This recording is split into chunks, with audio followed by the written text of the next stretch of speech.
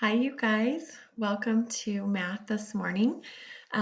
Today we are going to continue our geometry unit, and you guys are going to learn how to classify triangles using both their side lengths and their angles. And you will also learn to use something that's called the Pythagorean theorem to find side lengths of a right triangle. Okay, so that's what we're going to be working on today.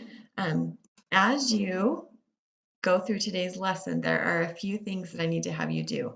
The first thing is you need to have paper and something to write with ready. So if you don't have a piece of paper right now, go ahead and go get a piece of paper. Make sure you have something to write with, because as you are going through and watching the video lessons, you are going to be doing your quiz while you watch. Okay, so instead of having the video lesson and then a quiz at the end, your quiz is going to happen within the video lesson. Okay, so make sure you're ready for that. And then by the end of the video lessons, you will have your quiz done. So with that said, we're going to go ahead and start the first lesson. It's a Khan Academy video, and it is on triangle classification. We've already seen that we can categorize triangles as being equilateral, isosceles, or scalene based on the lengths of the sides of the triangle. So if none of the lengths are congruent, so if you have something like this, we would consider this scalene. I'm assuming that this side is not equal to that side, and neither of these are equal to that side. So that would be scalene, and this is all a review. If I have at least two of the sides being equal, so let's say that side is the same length as that side right over there, we could call this, so I'll mark it off as these are the same length. This would be an isosceles triangle. And then if all three sides are congruent, so if all three sides are congruent, if all three sides are the same length, we would call this equilateral. And in most circles, you could also say this is isosceles, because isosceles would be at least two sides being equal. So this one definitely has at least two sides. It has all three. So this is, you could say, equilateral and isosceles, while this one, if we assume this third side is a different length, this would just be isosceles, not equilateral. Now, all of that is review. Now, what I want to think about in this video is, well, what if we're not given the lengths of the sides? And what if we're just given a few of the angles? So, for example, let's say we were given a triangle. Let's say that we were given a triangle where we're given a few of the angle measures. So let's say we are told that this angle right over here is, I don't know, let's say this angle right over here is 40 degrees, and this angle right over here is 50 degrees. Now, based on that, could you somehow classify this as scalene, isosceles, or equilateral? Well, the key here to realize is if you know two interior angles of a triangle, you can always figure out the third, because the three need to add up to 180 degrees. So if this is 40, that is 50. So these two add up to 90. So to add up to 180 degrees, this one must be a 90-degree angle. We can even mark it. As a right angle. And so if you have a triangle where all of the interior angles are different, that means that all of the side lengths are going to be different. And one way to think about it is if this angle became wider, this length, let me actually show the corresponding. So if this angle, if that angle right over there became wider, then this length would have to become wider. If this angle became larger or smaller, then this side is going to have to become larger or smaller. And if this angle became larger or smaller, then this side is going to become larger and smaller. So hopefully you see you appreciate that if you have three different angles, you're going to have three different side lengths. So just based on the angles here, that we have three different angles, we can say that this is going to be a scalene triangle. Now we can look at a couple other examples. What if we knew, let's do an interesting one. What if this angle, actually let's say this angle right over here is, I don't know, let's say it is 70 degrees. And let's say this angle over here is 40 degrees. Now, based on the information I've given you, what kind of triangle is this going to be, or can you even figure it out? Well, we use the same idea. The interior angles need to add up to 180. 70 plus 40 is 110. So you could say 110 plus what is equal to 180 degrees. Well, this is going to have to be 70 degrees. So this angle right over here is 70 degrees. And so now we have a scenario where two of the angles have the same measure. And so this angle is really one way to think about it. Based on whether this angle is large or small, it's going to define the length of that side. And this angle right over here, depending on how large or small it is going to define the length on this side. And so because these two angles are congruent, because they have the same measure, their opposite sides are going to be congruent. So this is going to be the same as that. And so just based on the information I had started giving you, because you can show that two angles are going to be the same, you can say that this is going to be an isosceles triangle. And now let's do a third example, and you could probably guess what I'm going to do in this third example. If I have, let's say this angle is 60 degrees, this angle is 60 degrees, what type of a triangle is this going to be? Well, if this is 60, this is 60, to make them add up to 180, this would have to be 60, that would have to be 60 degrees as well. And if you have all of the angles are congruent, then that means that all of the sides are congruent. And so now you are dealing with an equilateral. Now, as we said before, this is also, you can view this as a subset of isosceles because you have at least two angles and you have two sides being congruent. But here it's all three. So this is an equilateral triangle. Okay, you guys, so we are ready for quiz question number 1. So write down number 1, and here is the quiz question. Classify this triangle as equilateral, obtuse, or isosceles. So on your piece of paper, you should have a number 1, and then you're going to put the answer to this question. Okay, and now we are ready to move on to the second video lesson. In this video, I really just want to introduce you to some terminology for some basic angle types. And the terminology I want to introduce you to are acute angles, right angles, and obtuse angles. And I think when we just go through these, it'll be pretty self-explanatory. An acute angle is an angle. Well, let me just draw them first, then it might start to make sense. So an acute angle will look something like that. I draw two rays that are coming from a common point. I could also, so the acute angle will be this angle right over here. I could also draw an acute angle, maybe an angle that's formed from the intersection of two lines. This angle will be acute, and so will this angle. They're both acute angles. And what we're going to see is acute angles are ones that are, since I haven't defined right angles yet, they're narrower. And what we're going to see is that they're smaller than right angles. Right angles are when the rays or the lines are going, I guess, I don't want to use the word right in my definition, but they're kind of, if one is going horizontal, the other one will be going vertical. So let me draw it with the rays first. So the right angle, this one's going from the left to the right, then the other ray is going from the bottom to the top.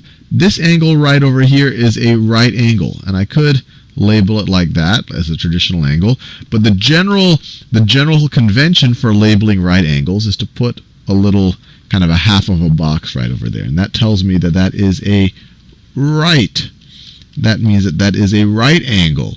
Or that if this is going left to right, this is going perfectly top to bottom. That this is in no way kind of, it's completely, I guess the best way to think about it and why it's called right is that this ray is completely upright compared to this ray over here.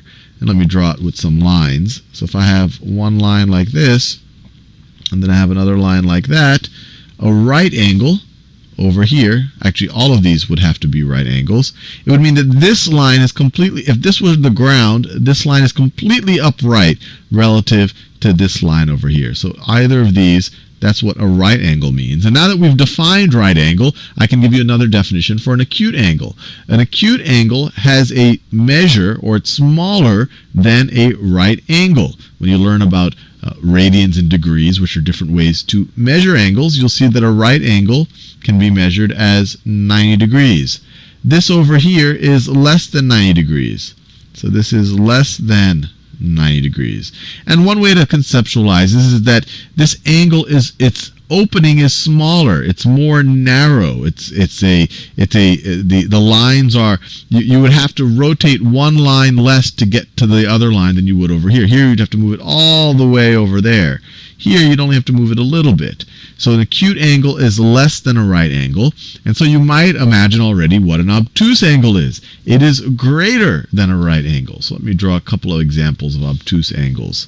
So an obtuse angle might look like, let me make it a little bit clearer, might look like that.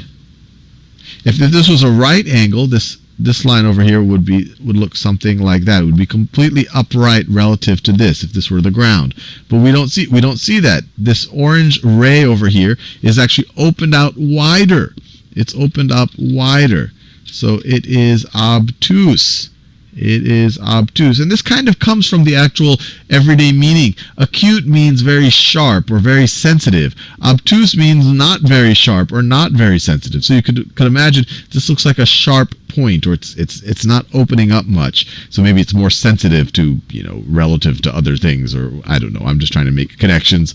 This is less sensitive. It's all big and open. It won't be able to notice things that are small, because I don't know. Maybe that's not an appropriate analogy. But one way to think about it, it's kind of opened up wider, or it's bigger than a right angle. It's larger than 90 degrees. Larger than 90 degrees if you measure it. You would have to rotate this ray more to get to that, to get to this other ray than you would if they were right angles, and definitely a lot more than if they were acute angles. If I were to draw this with lines, which of the angles are obtuse and which are acute? Well, the way I've drawn them right over here, these two over here are acute, and then these over here are going to be obtuse. This one and this one, these are both obtuse angles. And I actually drew it up here as well. This one and this one are going to be obtuse. So very simple idea. If one line or one ray relative to the other one is straight up and down versus to left and right, or it's completely upright, then we're talking about a right angle. If they are closer to each other, if you have to rotate them less, you're talking about an acute angle. If you have to rotate them more, you're talking about an obtuse angle. And I think when you just look at them visually, it's pretty easy to pick out.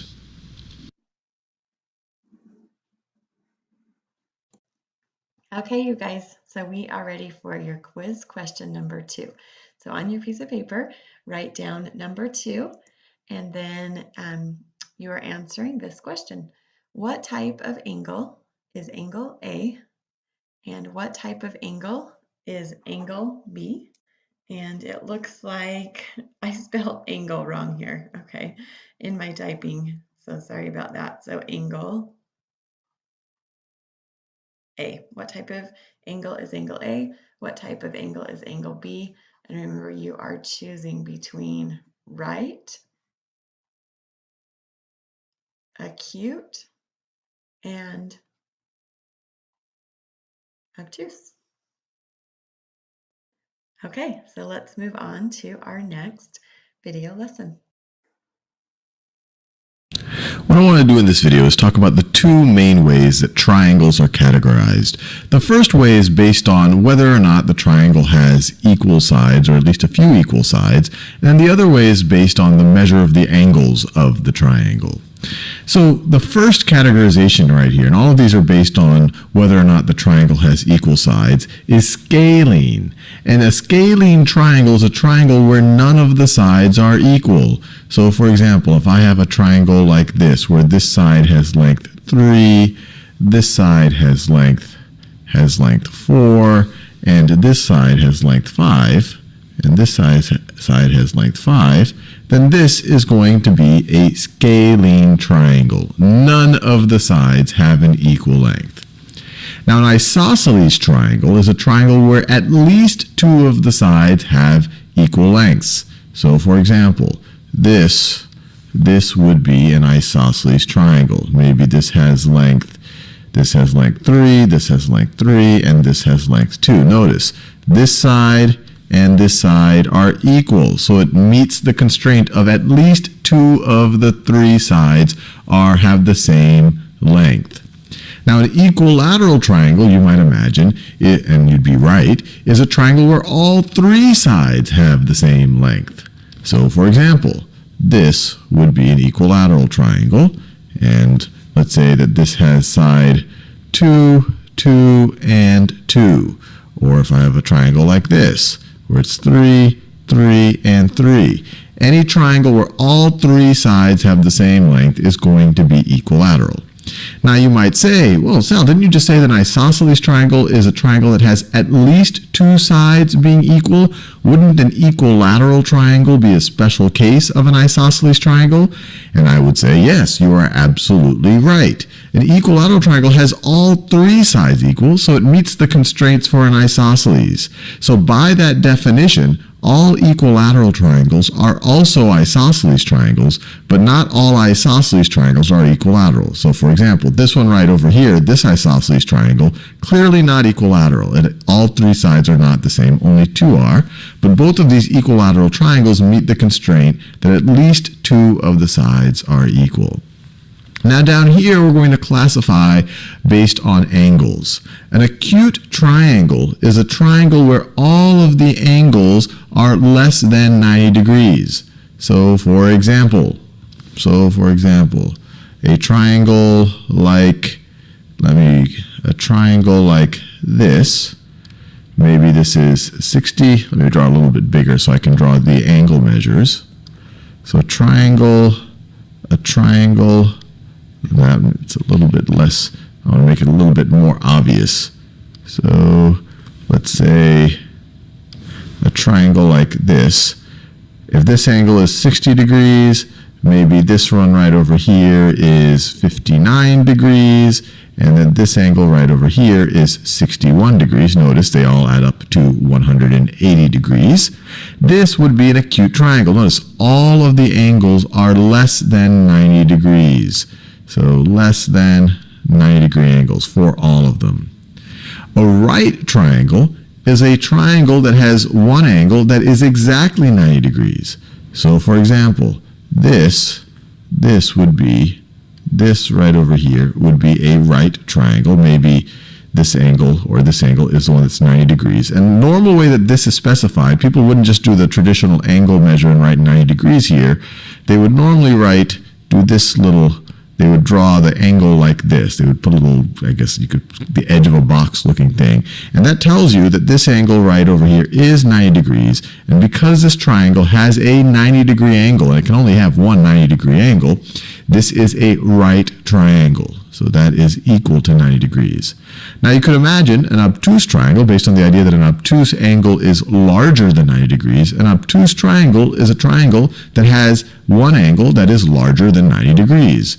So let's say that you have a triangle that looks like this. A triangle that looks something like this. Maybe this is 120 degrees, and then let's see, let me make sure that this would make sense. Maybe this is 25 degrees, and maybe this is 30, or maybe that is 35 degrees. This is 25 degrees. Notice they still add up to 180, or at least they should. 25 plus 35 is 60, plus 120 is 180 degrees. But the important point here is that we have an angle that is larger, that is greater than 90 degrees. Now you might be asking yourself, hey Sal, can a triangle be multiple of these things? Can it be a right scalene triangle? Absolutely, you could have a right scalene triangle. In this situation right over here, actually a 3, 4, 5 triangle, a triangle that has lengths of 3, 4, and 5 actually is a right triangle. This right over here would be a 90-degree angle. You can have an equilateral acute triangle. In fact, by all equilateral triangles, because all of the angles are exactly 60 degrees, all equilateral triangles are actually acute. So there's multiple combinations that you can have between these situations and these situations right over here.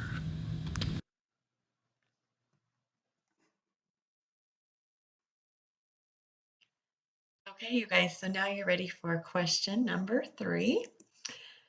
Classify triangle PRQ by its angles. So is this an acute triangle, an obtuse triangle, or a right triangle? Okay, you guys, so now you are ready to move on to the last video lesson, which is on the Pythagorean theorem. And the Pythagorean theorem is a way that you can find side lengths of a right triangle if you know 2 of the side lengths. So I'm going to go ahead and start that video for you. There will be a few quiz questions at the end of this lesson. In this video, we're going to get introduced to the Pythagorean theorem. Pythagorean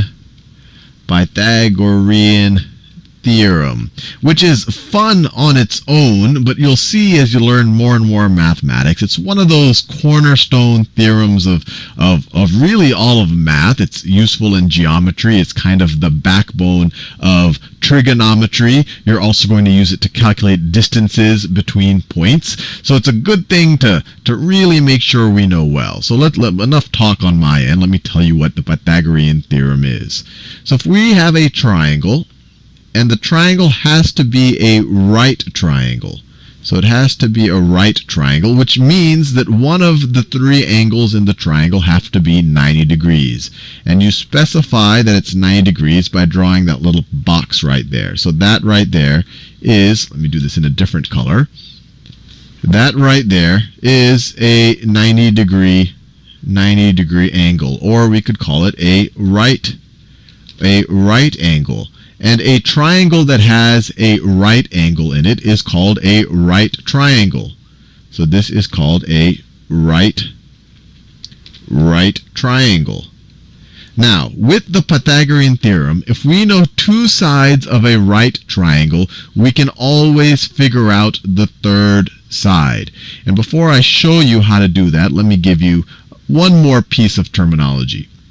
The longest side of a Pythagorean of a right triangle is the side opposite the 90 degree angle, or opposite the right angle. So in this case, it is this side right here. This is the longest side. The way to figure out where that right triangle is, and it opens into that longest side. That longest side is called the hypotenuse. Hypotenuse. And it's good to know because we'll keep referring to it. And just so we always are good at identifying the hypotenuse, let me draw a couple of more right triangles. So let's say I have a triangle that looks like that. A triangle that looks, let me draw it a little bit nicer. So let's say I have a triangle that looks like that. And I were to tell you that this angle right here is 90 degrees. In this situation, this is the hypotenuse because it is opposite the 90 degree angle. It is the longest side. Let me do one more just so that we're good at recognizing the hypotenuse. So let's say that that is my triangle, and this is the 90 degree angle right there. And I think you know how to do this already. You go right, what it opens into, that is the hypotenuse. That is the longest side. The longest side. So that is the hypotenuse. So once you have identified the hypotenuse, and let's say that that has length c, and now we're going to learn what the Pythagorean theorem tells us. So let's say that c is equal to the length of the hypotenuse. So let's call this c. That side is c. Let's call this side right over here. Let's call this side right over here a. And let's call this side over here b. So the Pythagorean theorem tells us that a squared, so one of the shorter sides, the length of one of the shorter sides squared, plus the length of the other shorter side squared, is going to be equal to the length of the hypotenuse squared. Now, let's do that with an actual problem, and you'll see that it's actually not so bad. So let's say that I have a triangle that looks like this. Let me draw it. let's say that this is my triangle. Looks something like this. And let's say that they tell us that this is the right angle, that this length right here, let me do this in different colors, this length right here is 3, and that this length right here is 4.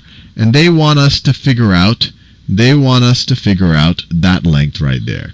Now, the first thing you want to do before you even apply the Pythagorean theorem is to make sure you have your hypotenuse straight. You make sure you know what you're solving for. And in this circumstance, we're solving for the hypotenuse. And we know that because this side over here, it is the side opposite the right angle. If we look at the Pythagorean theorem, this is C. This is the longest side. So now we're ready to apply. We're ready to apply the Pythagorean theorem. It tells us that 4 squared, one of the shorter sides, plus 3 squared, the square of another of the shorter sides, is going to be equal to this longer side squared. The hypotenuse squared is going to be equal to C squared. And then you just solve for C. So 4 squared is the same thing as 4 times 4. That is 16. And 3 squared is the same thing as 3 times 3. So that is 9. And that is going to be equal to C squared. Now what is 16 plus 9? It's 25. So 25 is equal to C squared, and we can take the positive square root of both sides. C, I guess, just if you look at it mathematically, could be negative 5 as well, but we're dealing with distances, so we only care about the positive roots. So you take the principal root of both sides, and you get 5 is equal to C, or the length of the longest side is equal to 5. Now, you could use the Pythagorean theorem if we give you 2 of the sides to figure out the third side, no matter what the third side is. So let's do another one right over here. Let's say that our triangle looks something like this, and that is our right angle. Let's say that this side over here has length 12, and let's say that this side over here has length 6, and we want to figure out this length right over there. Now, like I said, the first thing you want to do is identify the hypotenuse, and that's going to be the side opposite the right angle.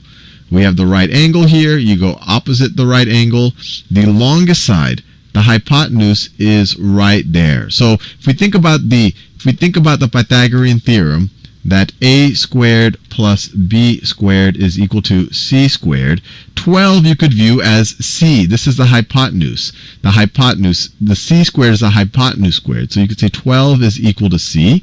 And then we could say at these sides, it doesn't matter whether you call one of them a or one of them b. So let's just call this side right here. Let's say a is equal to 6. And then we say b, this colored b, is equal to question mark. And now we can apply the Pythagorean theorem. A squared, which is 6 squared, plus the unknown b squared, plus b squared, is equal to the hypotenuse squared, is equal to c squared, is equal to 12 squared. And now we can solve for b. And notice the difference here. Now we're not solving for the hypotenuse. We're solving for one of the shorter sides. In the last example, we solved for the hypotenuse. We solved for c. So that's why it's always important to recognize that the a squared plus b squared plus c squared, c is the length of the hypotenuse. Let's just solve for b here. So we get 6 squared is 36 plus b squared is equal to 12 squared, that's 12 times 12, is 144. Now we can subtract 36 from both sides of this equation. Subtract 36, those cancel out.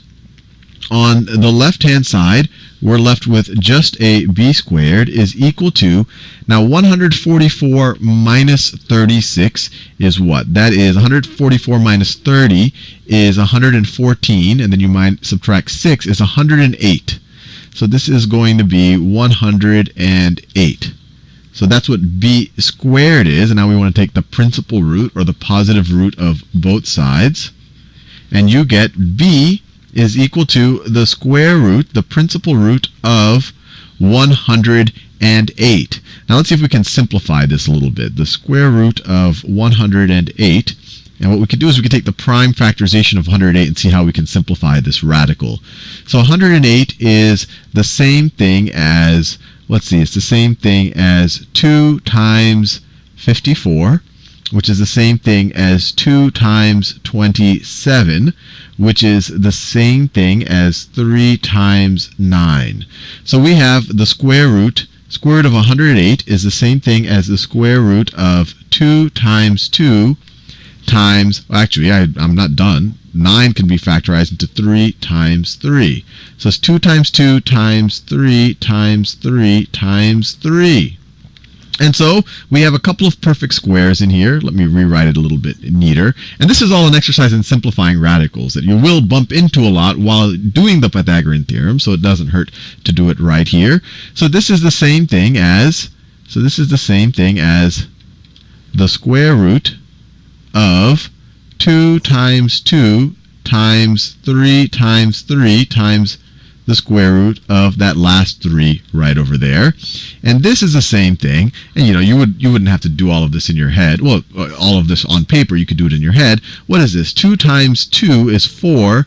4 times 9, this is 36. This is the square root of 36 times the square root of 3. The principal root of 36 is 6. So this simplifies to 6 square roots of 3. So the length of b, you could write as square root of 108, or you could say it's equal to 6 times the square root of 3. This is 12, this is 6, and the square root of 3, well, this is going to be a 1 point something something, so it's going to be a little bit larger than 6. Okay, you guys, so that was your last video lesson. Now we're going to do some problems for your quiz. So this is question number 4. Which side lengths form a right triangle? Okay, so remember, in order to do this question, you are going to use the Pythagorean theorem, which says a squared plus b squared equals c squared.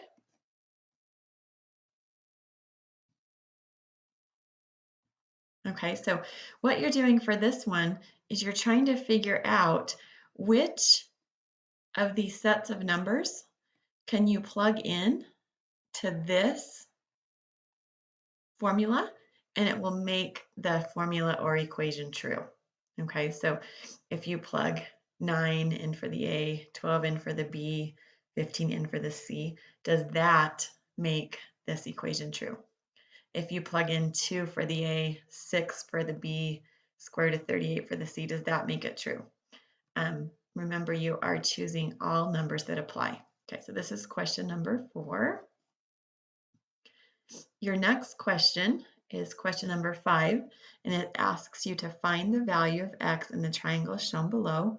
Remember, again, you're going to use the Pythagorean theorem to do this. Okay, and in order to use the Pythagorean theorem, you need to first identify which one of these side lengths is your hypotenuse. Okay, so remember, the hypotenuse is always the one that is directly across from your right angle. Okay, so we could say this is side A, we could say this is side B, and then this would be side C. Okay, so then we plug in side A. So instead of the A, we plug in 4. So 4 squared plus, instead of the B, we plug in 3. And then C, that's what we don't know, right? And I'm going to go ahead and do this one with you. So remember, this is quiz question number 5. So you should have this one on your piece of paper. 4 squared, that would be 4 times itself twice. So 4 times 4 is 16. Plus 3 squared, 3 times 3 is 9, equal to x squared. Okay, 16 plus 9 is 25. And then remember, when we're solving an equation, to undo the squared so that we have just an x here, to get the x all by itself, the way that we undo a squared is by using the square root. Okay, so we would square root this side, which will leave us with just x. And because we square rooted the right side, we have to square root the left side, and the square root of 25 is 5. Okay, 5 is what you can multiply by itself twice to get to 25. So that was question number 5 on your quiz. Question number 6 is right here. This is question number 7. And then the last one, question number 8. Okay, so I am going to let you guys do 6 and 7. And I'm going to go ahead and do number 8 with you. Okay, so first thing we want to do is identify our hypotenuse. Okay, it's the one that's directly across from the right angle, which means this would be side A, this would be side B. So that means when we plug into the Pythagorean theorem here, a squared plus b squared equals c squared. Instead of the a, we're going to plug in 3. Instead of the b, we're going to plug in x. And instead of the c, we are going to plug in 6. Okay, so now we simplify from here. We have 3 squared, which is 9, plus x squared equals 6 squared, which is 36. And now from there, remember we are solving for the x. So we want to get this x all by itself. We always get rid of the addition or subtraction part first. So we're going to minus 9 from both sides, which gives us x squared equals 25 again. Okay, and then to undo the squared so that we just have an x, we use the square root, and we know that the square root of 25 is 5. So that means we know that side B is 5. Okay, on number 7 and number 6, those are the only two that you need to do on your own. If you get a square root of something that isn't a perfect square, so let's say you get something like the square root of 39 or the square root of 40 or the square root of 60. If you get an answer that's not a perfect square, meaning that there's nothing that was squared to get to that, just go ahead and leave it like this. I know in the video he simplified the radical, but I don't expect you guys to do that.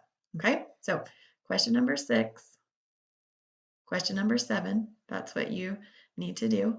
And then you are going to either text me a picture of this quiz, or you can upload it to the Dropbox. I do want to share with you really quickly, when I taught junior high, I had this kid that taught me a song for how to remember the Pythagorean theorem. Okay, I'm sure you guys all know the tune, Pop Goes the Weasel. So, actually, scratch that. That's for a different thing that we'll learn later. So, I hope you guys have a really good day, and there is no class tomorrow. I am actually going to be at Sage testing again, so there's no class tomorrow. There will be class on Friday for just those students who need to catch up. So if you are doing this lesson right now on April 18th, 2018, and you get done with this lesson, there will not be class for you until next Monday, and we will be continuing with our geometry unit. So with that said, you guys have a great day. Remember that you are doing question 6 and question 7, and then you are turning this in. Talk to you later.